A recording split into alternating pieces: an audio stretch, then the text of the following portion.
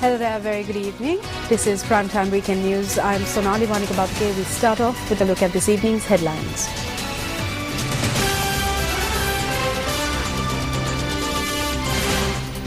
Indian delegation concludes tour of Sri Lanka. Indian opposition leader urges authorities to resume discussions for a political solution. MP Muthu Hettigama requests President to grant ministerial portfolios to candidates who poll the most number of preferential votes. And Speaker of the Australia Federal Parliament faces allegations of sexual harassment. On to the stories in detail. The Indian parliamentary delegation led by leader of the opposition in the Lok Sabha, Sushma Swaraj, left the country, concluding their 6-day stay in the island.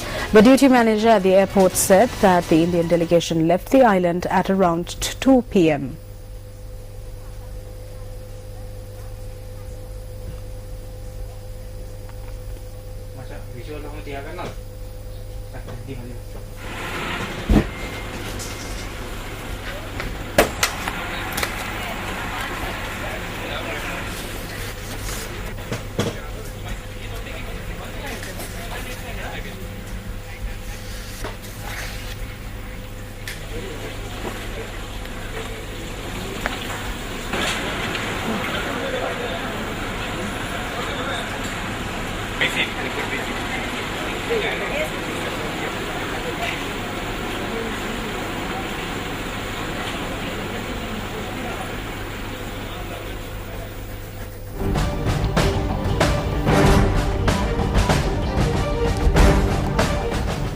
The Indian parliamentary delegation who arrived in Sri Lanka on an official visit met with President Mahinda Rajapaksa this morning. The parliamentary delegation led by the opposition leader of the Indian Lok Sabha, Sushma Swaraj, met with President Mahinda Rajapaksa at Temple Trees. A group including the Indian High Commissioner to Sri Lanka, Ashok K. Kanta, Minister of External Affairs, Professor G.L. Pavis, and Minister of Economic Development, Basil Rajapaksa, were present at the meeting.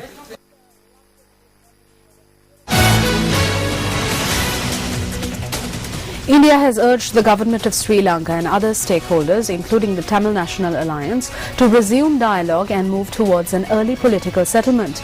Leader of the opposition Lok Sabha, India, Sushma Swaraj, expressed this view at a media briefing held in Colombo today prior to their departure from the island.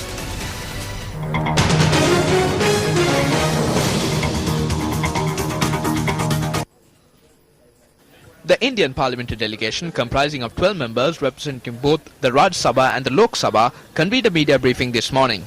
The media briefing was headed by leader of the opposition in the Lok Sabha, Sushma Swaraj. The end of the armed conflict has provided a historic opportunity for moving towards national reconciliation and political settlement. Friends, our discussions over the last 4 days have brought out clearly the need for expeditious implementation of the measures proposed by the LLRC with regard to information on missing persons and detainees, investigation of cases of disappearances and abductions.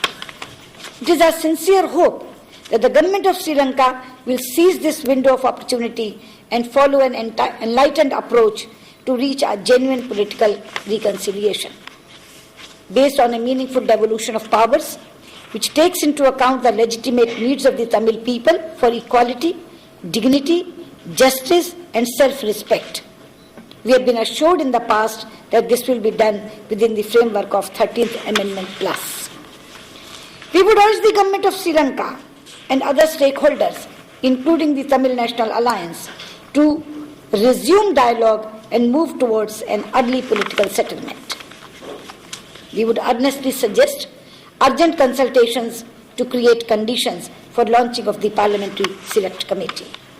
As a close and friendly neighbour, we have strong stakes in the unity and territorial integrity of Sri Lanka and in the preservation of peace, harmony and prosperity in this country. We are committed to taking the relationship forward.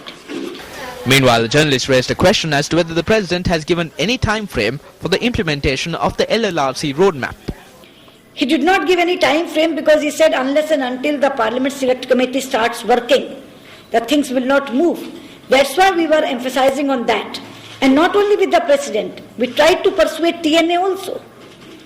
And I think we have a very genuine leader of TNA, in Mr. Sambandhan.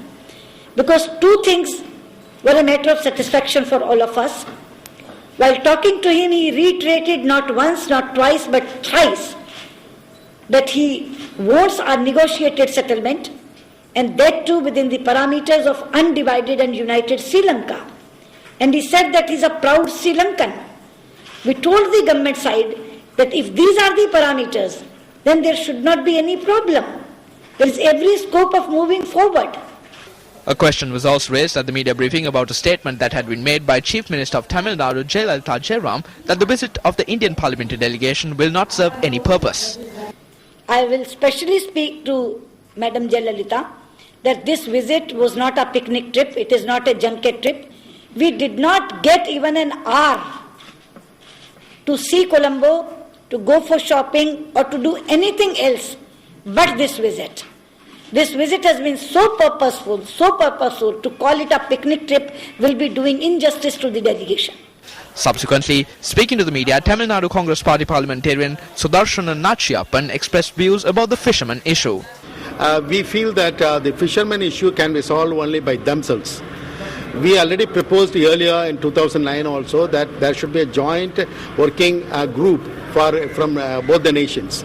Both the nations fishermen have already started the dialogue and they have concluded certain things. In the meantime, we feel, in our joint statement also we have issued, that there should be a meeting again of the fishermen from both the countries so that they can solve their problem by themselves. That should be facilitated by both the countries.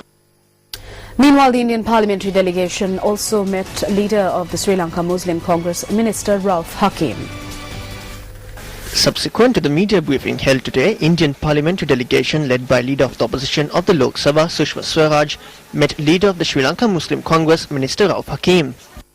Now that the leader of the Indian delegation herself has told us to act as a facilitator, because she knows that we have a special relationship with the TNA, that we have friendship with the TNA, though we are a part of the government, that we should urge them to join the Parliamentary Select Committee and restart these negotiations, and it would be she is hopeful that we can play a positive role in bringing about this agreement between the government and the TNA to come forward. Well, the Indian parliamentary delegation, including the opposition leader of the Lok Sabha, Sushma Swaraj, arrived at the Sri Lanka Mahabodhi Agrashravaka Mahavihara in Colombo last night. The visiting Indian delegation was provided with a special opportunity to witness the relics of the two chief disciples of Lord Buddha at the Viharaya. The golden casket carrying the relics were placed on a special podium by the Defence Secretary Gotabaya Rajapaksa.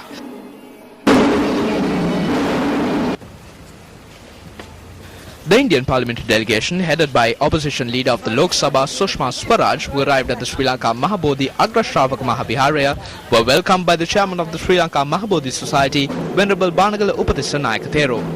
Sushma Swaraj, who paid floral tributes to the statue of Anagarika Dharmapala, worshipped the relics.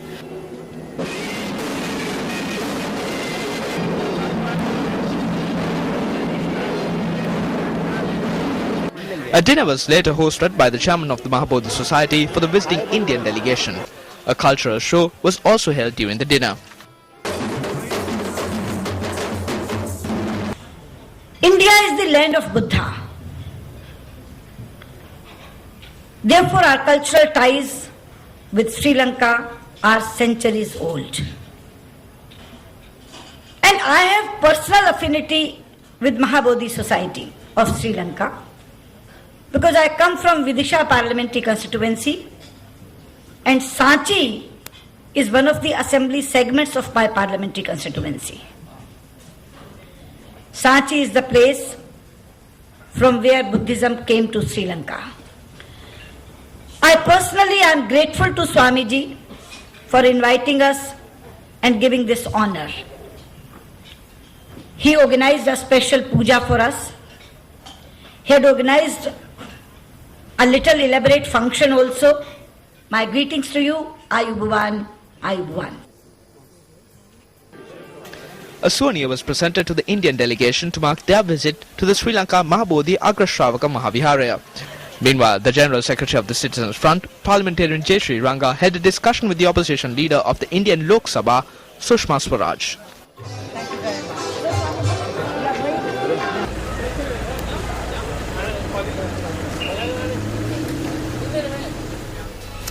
And time now for the newspaper cartoon of the day, which we have selected from amongst today's English newspapers.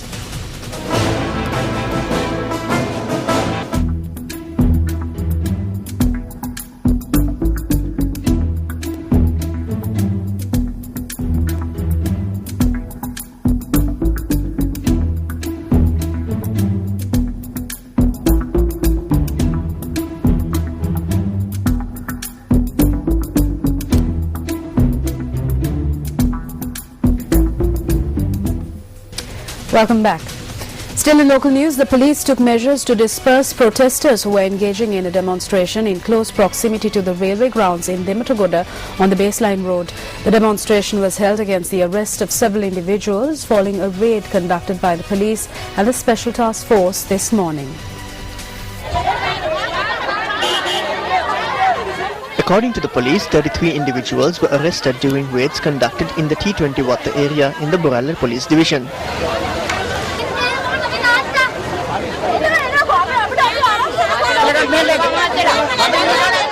The raids were conducted between 5:30 a.m. and 8 a.m.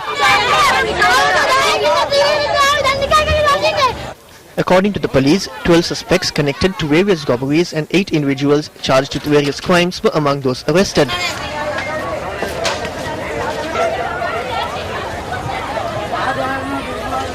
The residents of the T20 Watta area engaged in a demonstration against this arrest by blocking the Baseline Road.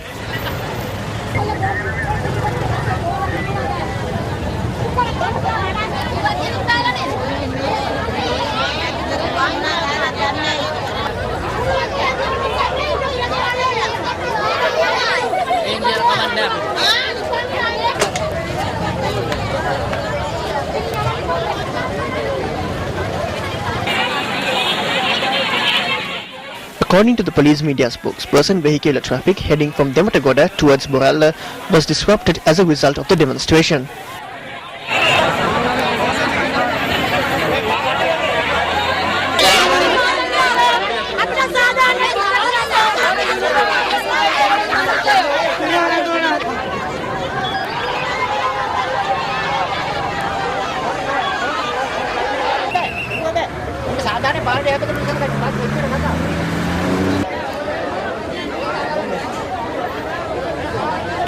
හරි දැන් තමයි මොකද කරන්න ඕනේ මෙයා මෙතුමා වල තමයි ඉල්ලීමක් කරගෙන කතා කරන්නේ මෙතුමා ගහගන්න ඒක දැන් තමුට ඒක ඕනේ මොකද දැන් තමුට මේක මොකද කරන්න ඕනේ